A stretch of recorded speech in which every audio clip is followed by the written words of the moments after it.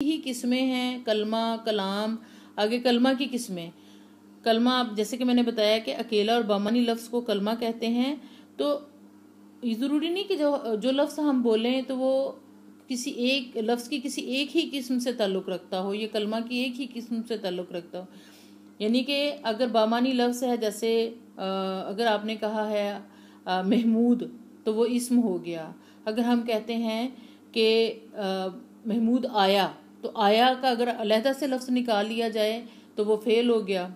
इसी तरह से हम अगर कहते हैं किताब मेज़ पर है, तो किताब इस्म है, मेज़ भी इस्म है। अगर पर के लफ्ज़ को अगर हम देखें तो पर बामानी लफ्ज़ है, ये बेमानी लफ्ज़ नहीं है, ये कलमा ही है। लेकिन ये लफ्ज़ की कलमा की कौन सी किस्म है? ये हर्फ है। तो कोई भी कलमा जो बामानी लफ्ज़ होगा, अकेला होगा, वो उसकी 3 किस्में हैं, ये याद रखिएगा। कलमा की कितनी किस्में हैं? ये बहुत मशहूर सवाल है। कलमा की किस्में हैं 3।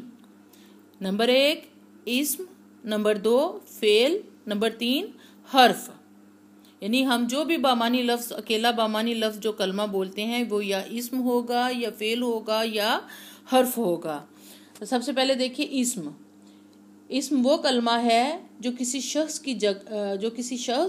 किसी जगह, चीज़ या कैफियत का नाम हो। यानी कि ज़रूरी नहीं है कोई शख्स का नाम हो, जगह का नाम भी हो सकता है, कैफियत का नाम भी हो सकता है, और चीज़ का नाम भी हो सकता है। इन्होंने मिसालें यहाँ पे देखिए, जैसे महमूद, लाहौर, पंखा। यह नाम की जगह हम यहाँ वहाँ इस्तेमाल करते हैं, ये भी है। अच्छा, इस्म जो है ये सिर्फ नाम होता है या कैफियत होती है? जैसे कि कैफियत से मुराद ये कि जैसे हम कहते हैं गर्म, ठंडा, खूबसूरत, बदसूरत, ये भी इस्म है। ठीक है, ये कैफियत को जाहिर कर रहा है किसी चीज़ की। अगर हम किसी शहर का नाम ले लें, जैसे लाहौर, पेशावर, कराची, तो ये भी इस्म है। अगर हम किसी शख्स का नाम ले लें, या हम अल्लाह ताला ने इस दुनिया में बहुत सी चीज़ें पैदा की हैं, नबातात, जमातात, जो भी हैवानात हैं, उन सब के अस्मा जो हैं वो नाम हैं, और वो सब इस्म कहलाते हैं। ठीक है। फेल वो कलमा है, फेल भी कलमा की किस्मों में से है। वो कलमा है जो अपने मानी के एतबार से मुस्तकिल हो। अच्छा, फेल किसी का, यानी ऐसा कलमा जिसमें किसी काम का होना, करना, या ना होना, या ना करना जो है वो पाया जाए। और इसमें आप याद रखिएगा, इसमें ज़माना मौजूद होता है। ज़माने को हम इंग्लिश में टेंस कहते हैं ना, यानी इसका फेल जो है उसमें ज़माने का जिक्र ज़रूर पाया जाता है। जैसे हम कहते हैं किसी भी काम करने का जिक्र हो, यानी वो हाल में हुआ है, मुस्तकबिल में होगा, या माजी में हुआ, या माजी बईद में हुआ, माजी करीब में हुआ, तो उसमें ज़रूर पता चलेगा कि ये काम जो है किस ज़माने में हुआ। इसमें ज़माना ज़रूर पाया जाता है।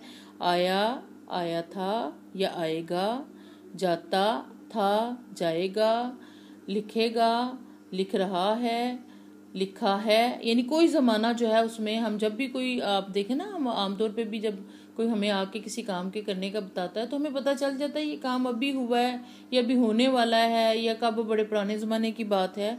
तो फेल जो है वो ऐसा कलमा है जिसमें किसी काम का होना, या करना, या ना होना, या ना करना जो है वो ज़माने के बताया जाए, और उसमें ज़माने का ताल्लुक भी मौजूद हो, ज़माने का भी पता चले, वक्त का भी पता चले। तो मैंने जैसे कि आपको बताया, आप ये ज़माने का लफ्ज़ थोड़ा सा आपके लिए नया होगा। अंग्रेज़ी में हम इसके लिए टेंस का लफ्ज़ इस्तेमाल करते हैं। ठीक है। हरफ तीसरा, कलमे की तीसरी किस्म क्या है? 3 मैंने अभी बताया, कलमे की 3 किस्में हैं।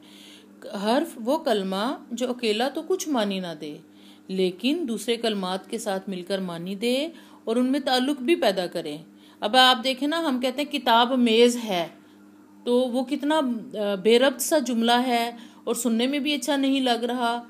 तो अगर कहे कि किताब मेज़ पर है, या किताब मेज़ के नीचे है, या किताब अलमारी में है, या फलां चीज़ के साथ है, तो जुमला जो है वो मुकम्मल हो जाता है।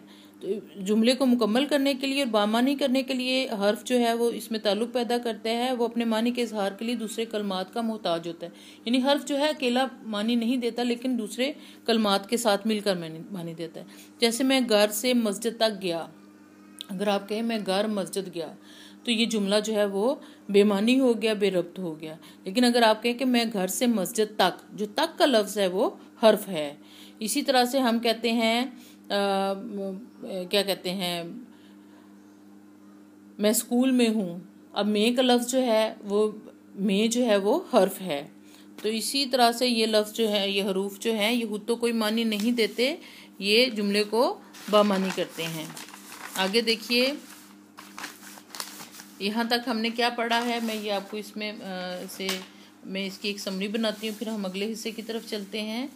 जी, यहाँ पे हमने सबसे पहले पढ़ा ज़ुबान के उसूल, इसको हम अंग्रेज़ी में ग्रामर कहते हैं। इसके दो हिस्से हैं, हिस्सा सरफ, हिस्सा नहव।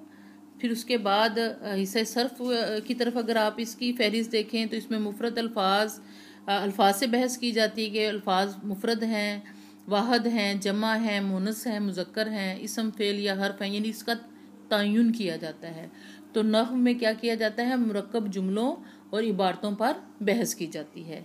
फिर अब मैंने ये बताया आपको कि नहव के दो हिस्से हैं, नहवे तफसीली और नहवे तरकीबी, यानी कि ये जो है ये जुमले नहवे तफसीली में जुमले अलग किए जाते हैं, और नहवे तरकीबी में तरकीब यानी मुरक्कब से है ना, बनने से है, तो उसमें मुरक्कब जुमले मिलाए जाते हैं। इसी तरह से फिर मैंने आपको बताया कि हमने हिस्सा सर्फ आज पढ़ना है, और हिस्सा सर्फ जो ज़ुबान का बुनियादी जो यूनिट है, सबसे छोटा यूनिट जो है, बुनियादी चीज़ है, वो लफ्ज़ है। फिर लफ्ज़ की दो किस्में आप देख लें, लफ्ज़ मौजू और लफ्ज़ मुकम्मल। बीच में मैंने लिखा है बामानी लफ्ज़, बेमानी लफ्ज़। आगे देखिए, कलमा। कलमा अकेला बामानी लफ्ज़ कलमा कहलाता है, और जो लफ्ज़ दो या दो से ज़्यादा लफ्ज़ों का जो मुरक्कब होता है वो कलाम या मुरक्कब कहलाता है। फिर आगे आप देखिए, कलमा की फहरिस्त देखिए ज़रा। कलमे की तीन किस्में हैं, इसम, फेल, हरफ। फिर आप देखिए, सबसे पहले मैंने आपको बताया किसी भी शख्स, चीज़, जगह या कैफियत का नाम इसम कहलाता है। नंबर 2, फेल, ऐसा कलमा जिसमें किसी काम का होना या ना होना, करना या ना करना ज़माने के ताल्लुक़ के साथ पाया जाए, वो फेल है।